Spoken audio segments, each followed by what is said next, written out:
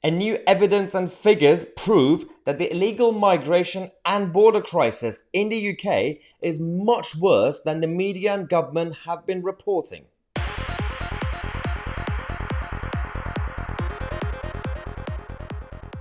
Welcome to the borderless Britain.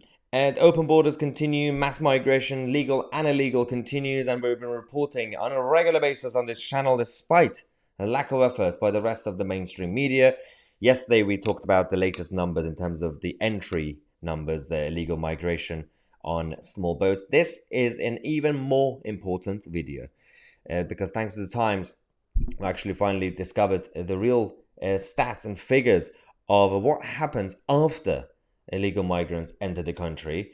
We now know exactly where the crisis is actually getting worse, even compared to the rest of the world and even the European Union. So let's firstly get into this bit, because just as a reminder, we had the latest numbers on this stats was from until the 12th of October, and obviously every day is going up and up and up.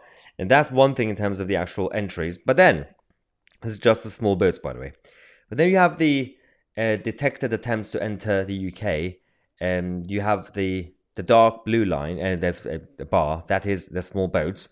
But don't forget, you also have the yellow bar, which is air, and then the orange bar, ports, and then the bright blue line bar, which is just detected within the UK. They've already somehow here, and they've finally discovered, this person somehow entered the country illegally. We don't really know how.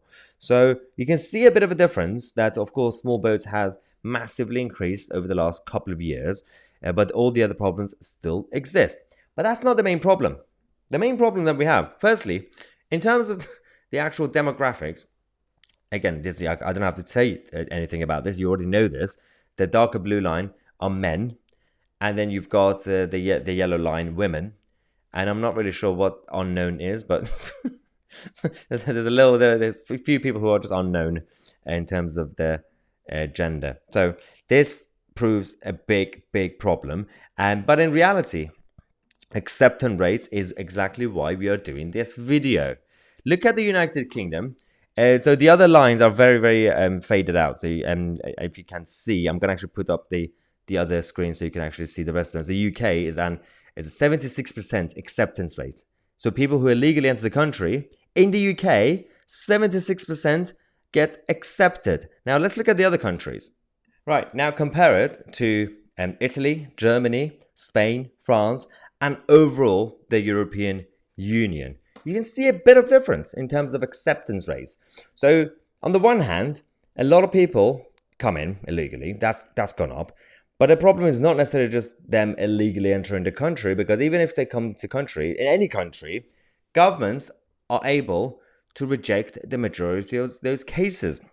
Yet, when it comes to the percentage of those who've actually illegally entered the United Kingdom, somehow we are accepting almost 80% of them. If the situation was that, yes, we have a lot of people coming to the country via small boats, but fortunately, luckily, guys, we are only accepting 5%. The problem would have been much easier to deal with. But no, the vast majority are being accepted, despite the fact that they don't really have any identification, because they destroy them, they throw them into the English Channel. We've seen the videos. They lie about their names and their backgrounds and their original country.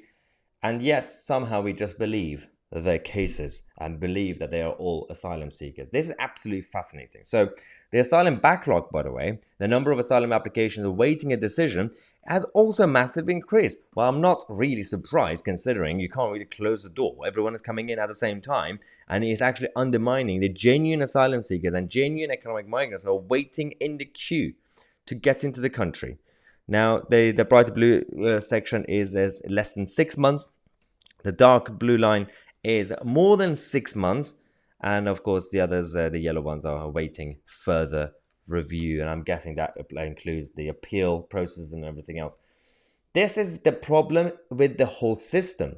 It's not just the fact that we don't really have the borders, we don't really need the border force to just bring people in, and they're not able to stop them from coming to the country. That's not the main problem. The main problem is that we are accepting the majority without really knowing who they are, without being able to fully vet them.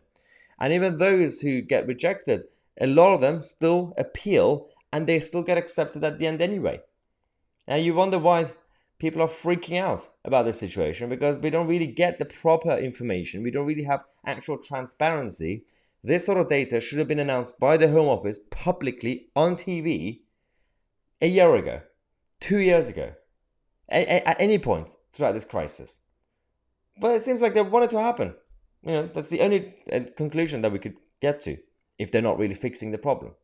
Someone needs to answer some questions. We don't know where the Prime Minister is, but maybe someone could actually answer from the Home Office. Let me know your thoughts in the comment section. On my Tousi, and we are the media.